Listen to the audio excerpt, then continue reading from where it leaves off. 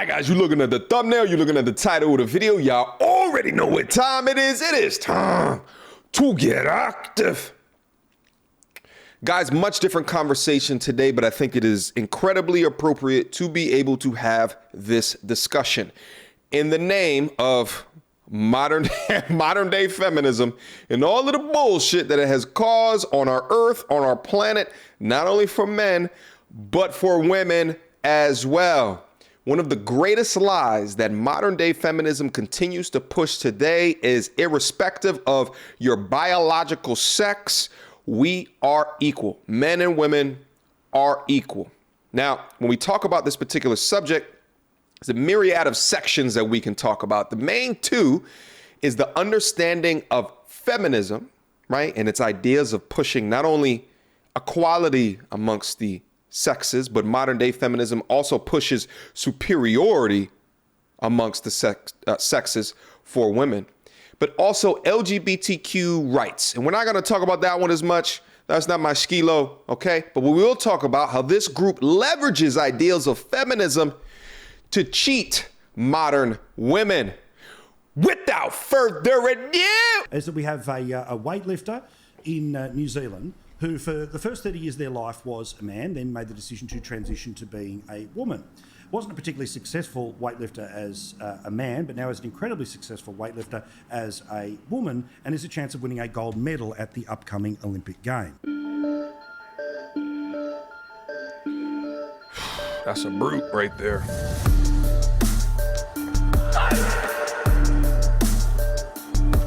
Sheesh.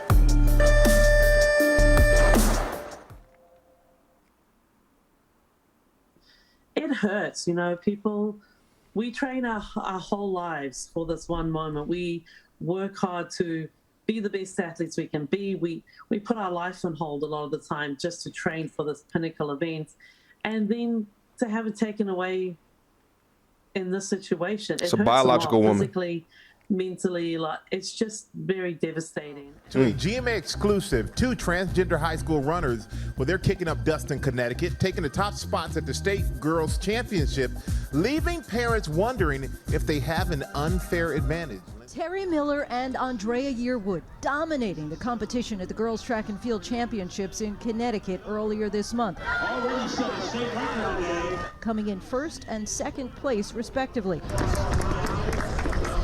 And while it was a state race, their wins are making national headlines, not because of what they did, but because of who they are, two transgender girls. When was the first time that either of you found any kind of opposition to you participating on the girls' team? I was expecting it, so every day I'll go home, search up Track and Field High School, Terry Miller. Because you wanted to know what people were saying? Yeah. Some of those comments were harsh. Critics complaining that Andrea and Terry both have an unfair advantage since they were born boys. At 6'2" and weighing 100 kilos, the Australian Football League has ruled that Hannah is too powerful to play in its elite women's competition. 100 kilos is like 220, okay? For all my Americans out there. Because she was once a man. I obviously don't agree with what the AFL has done. Yep. You know, there's a dozen girls within a couple of centimetres of my height, so I certainly wasn't the tallest. Look at this, the AFL today has denied transgender athlete Hannah Mounsey eligibility. Hannah is at the centre of a heated row over equality in sport. Is this what equality is? Is this what equality looks like? Are we just going to ignore the biological differences between men and women for this idea of equality? It feels good to say that we're all equal. It feels good to say anything you can do, I can do better. It feels good, but when you take it to the arena of physical sports, of physical activity, take your feelings out of it. It must go back to science. It must be quantified.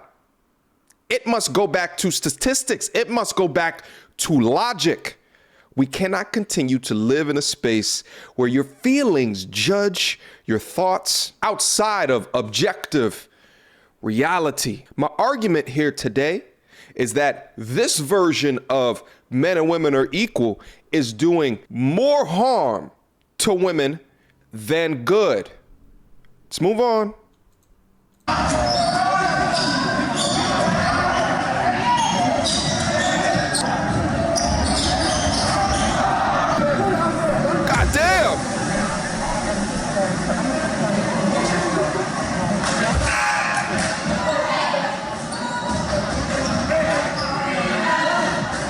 How do I expect the fight to end? In a bloodbath. Watch this. She's a pretty strong fighter.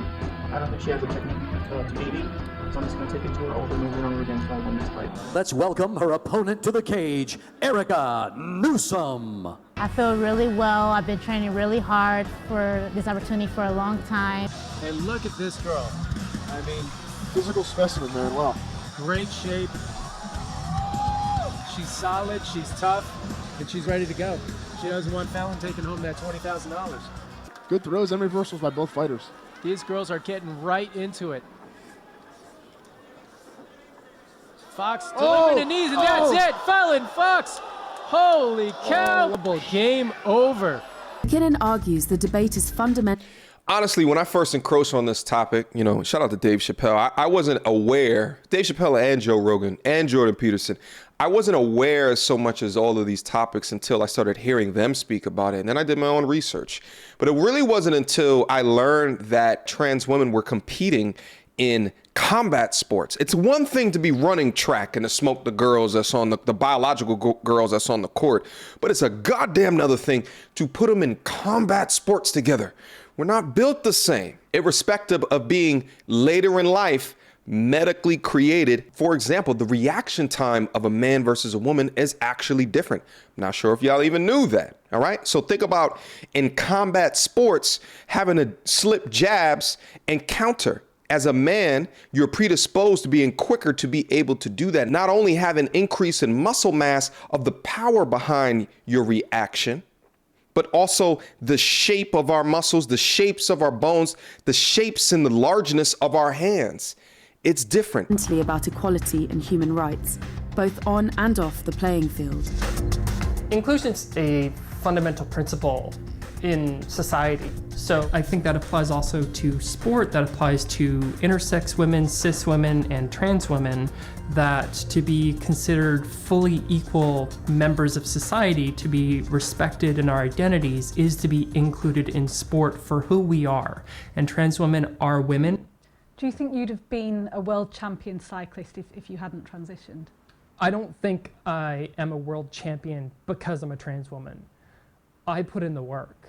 And again, we have to remember, I lose most of my races. I've lost against the specific cis women complaining about me being unfair. The men's 100-metre record is 9.58 seconds. The women's is 10.49 seconds. There is an undisputable advantage for men in sport, isn't there? We talk about men being faster than women. We have to be very careful what we're talking about. No, we don't. So the example you gave was at the in speed and strength sports, they have a 10%, 12% advantage in most scientific opinions. At the elite level, right? So when we look at the very best athletes in men and women, you see this roughly 10 to 12% gap. But if we're talking about like the average man, no, that's not true. But when we're talking about the IOC, we're talking about the elite level, aren't we? Holy moly. Of course. If you look within a single sex event, the difference between first and eighth is very large. And the difference between first and first between sexes is often smaller than the difference between first and eighth within a sex. So by that logic, would you not have male or female categories whatsoever? I think that's a great question. I think that's a different question.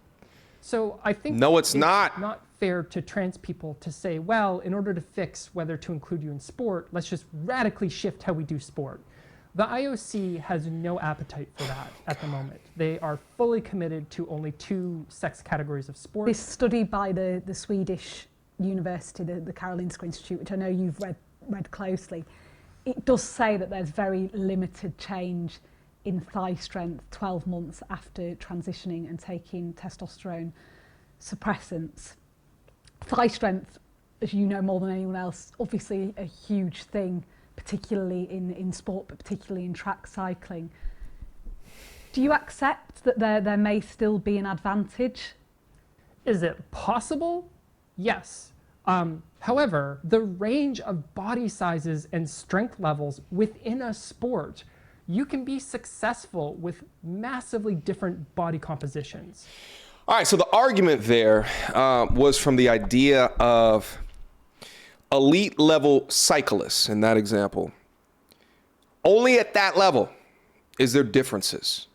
But you know and I know, you walk out onto the world, look at objective reality, even at the average level, okay? You and I, right? Not athletes. There was a fundamental difference, a biological difference between men and women, the size of men and women, the muscle mass of men and women. For too long, we have allowed these feminist ideologies to permeate into our mind to the idea of bringing up the differences between the two. And just like in that example, you have to be careful. There is an undisputable advantage for men in sport, isn't there? We talk about Big men true. being faster than women.